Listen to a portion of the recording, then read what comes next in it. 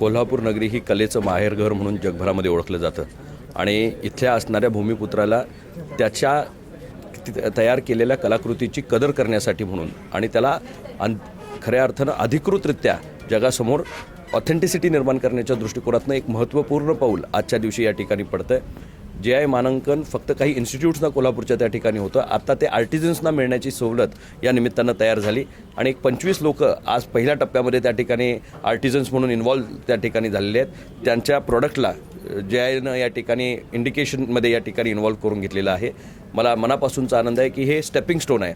उद्याच्या काळामध्ये कोल्हापूर जिल्ह्याला आणखी प्रभावीपणे वेगवेगळ्या क्षेत्रामध्ये पुढे नेत असताना कोल्हापुरी साज असेल, ठुशी असेल किंवा पैंजण जे आपल्याकडे या ठिकाणी केले जातात ते वेगवेगळ्या पद्धतीचे जवळपास आर्टिझन्स जे बघितले तर मला आता सांगण्यात आलं की 2 लाख आर्टिझन्स कोल्हापूर एका जिल्ह्यामध्ये त्या ठिकाणी आहेत. माझा प्रयत्न हा आहे की अर्बन हट जे या ठिकाणी केंद्र सरकारची योजना आहे, जे आज दिल्लीच्या ठिकाणी केलं जातं, ह्या सगळ्या आर्टिझन्सना एकत्र करून त्यांना एक युनिफॉर्म प्लॅटफॉर्म कोल्हापूरला जर उपलब्ध करण्यात आला. माझी आणि कलेक्टर साहेबांची आत्ताच चर्चा झाली.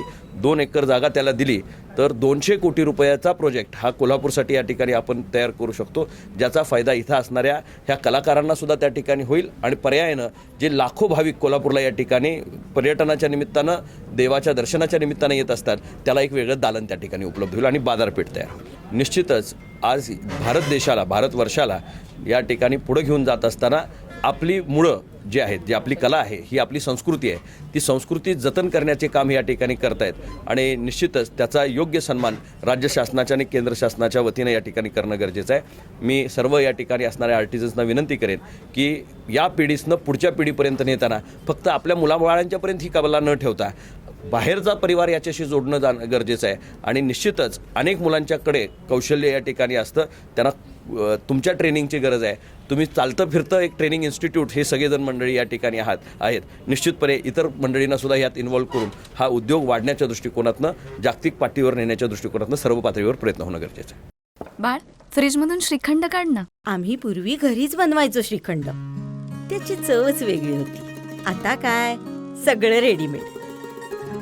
आजी, हे श्रीखंड खाऊन बघ. आज तुझ्या आईनं घरीच बनवलं की काय? हे आहे गोकुळचं श्रीखंड. अगदी जिभेवर रेंगाळणार. जिभेवरच नाही तर मनावरही रेंगाळणार. गोकुळ श्रीखंड, मनावर रेंगाळणार. ताज्या घडामोडी पाहण्यासाठी माझा महाराष्ट्र न्यूजला आजच सबस्क्राईब करा.